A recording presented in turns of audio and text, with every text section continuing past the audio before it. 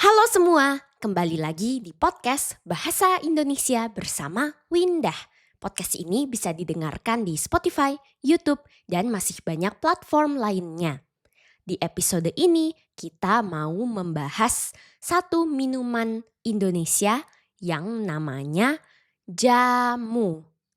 Jamu itu minuman tradisional, sudah ada sejak lama sekali.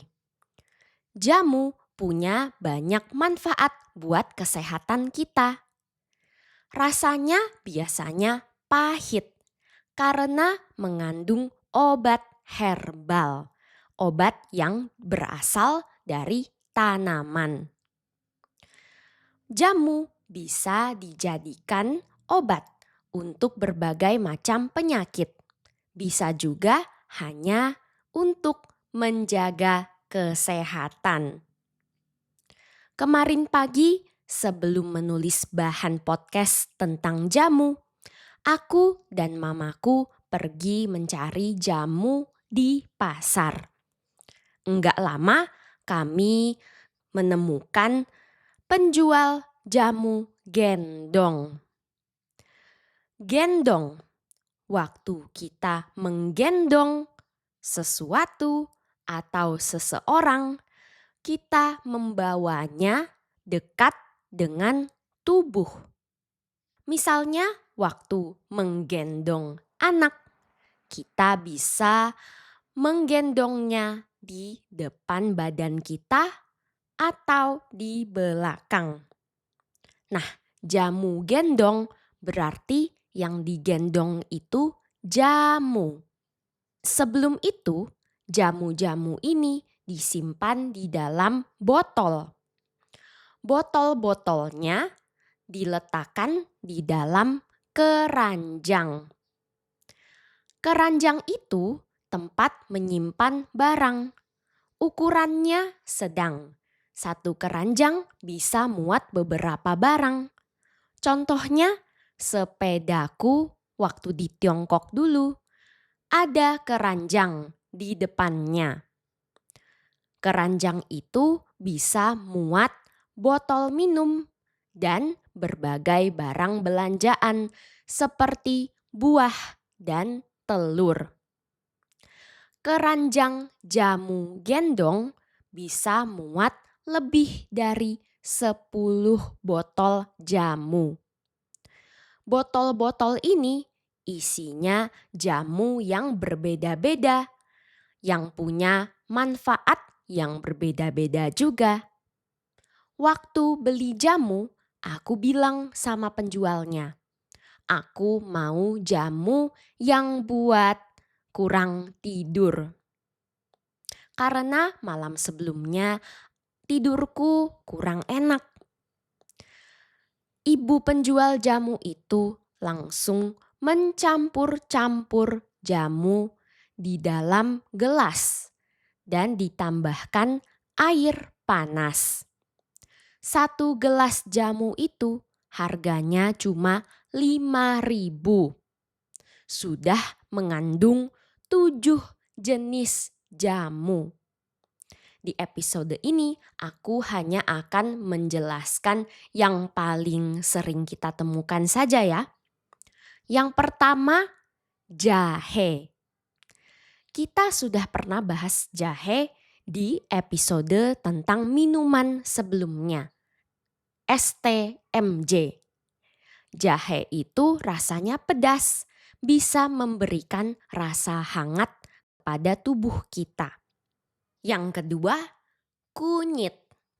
Kunyit sering digunakan dalam banyak masakan Indonesia. Rasa kunyit dan baunya lumayan tajam. Kunyit bisa memberikan warna kuning pada masakan. Contohnya nasi kuning, kari, dan rendang. Selain rasanya yang tajam, kunyit punya manfaat buat kesehatan. Memberikan kita daya tahan tubuh yang lebih kuat. Kunyit juga bagus untuk pencernaan, untuk organ perut kita, usus kita. Yang ketiga, temulawak. Temulawak warnanya juga kekuningan, tapi rasanya tidak setajam kunyit. Temulawak digunakan dalam obat tradisional untuk mengobati banyak organ, terutama hati, mengobati liver. Selain itu, ada satu bahan lagi yang sebelumnya belum pernah aku dengar. Namanya insulin. Sebenarnya sudah pernah dengar sih, tapi insulin yang aku tahu itu obat diabetes, obat sakit gula yang dibeli di apotek. Jadi bukan obat herbal dari tanaman. Ternyata ada yang namanya daun insulin. Sama dengan insulin yang biasanya, daun insulin juga digunakan untuk mengobati diabetes, penyakit gula. Aku baru tahu loh, jamu itu ternyata keren banget. Bukan cuma sehat, harganya juga murah. Setelah minum 1 gelas jamu, rasanya langsung segar. Aku langsung berpikir, mungkin aku boleh mulai mengganti kopi dengan jamu. 3 hari terakhir ini aku enggak ngopi. Baru 3 hari, rasanya sudah ngantuk dan capek banget setiap hari. Makanya kalau minum jamu tiap pagi, mungkin bisa segar. Apalagi jamu lebih murah dan pastinya lebih sehat juga dari kafein. Bagaimana dengan anak-anak? Anak-anak boleh minum jamu enggak? Ada jamu khusus anak-anak yang namanya buyung upik. Jamu untuk anak rasanya enggak terlalu tajam dan ada tambahan rasa seperti rasa anggur yang paling aku suka dulu waktu kecil. Ada juga rasa jeruk, stroberi, dan coklat. Kalau para pendengar mau coba jamu tapi enggak tinggal di Indonesia, cara paling mudahnya beli tolak angin. Kita sudah pernah bahas di episode tentang masuk angin. Tolak angin bentuknya sasetan, sangat mudah untuk diminum. Selain itu, ada juga jahe, kunyit, dan temulawak dalam bentuk bubuk. Bubuk ini harus dicampur air hangat, baru bisa diminum. Di Jakarta ada kafe jamu yang namanya Acaraki. Biasanya kafe itu kan menjual minuman-minuman kopi. Nah, kafe yang ini menjual jamu. Jamu ini dibuat seperti minuman-minuman modern. Ada yang ditambahkan susu, jadi seperti latte. Ada juga jamu dalam bentuk shot, seperti espresso, tapi bukan kopi. Nah, kalau di tempat yang seperti ini, pasti harganya juga lebih mahal ya. Mulai dari 20 sampai 50 ribu.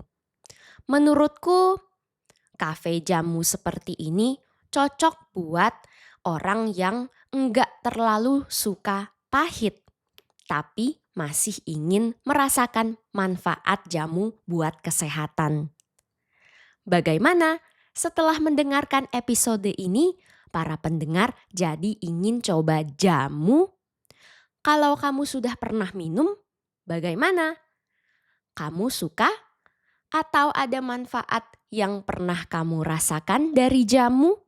Kirimkan ceritamu ke podcastbahasaindonesia@gmail.com atau langsung tuliskan di kolom komentar ya.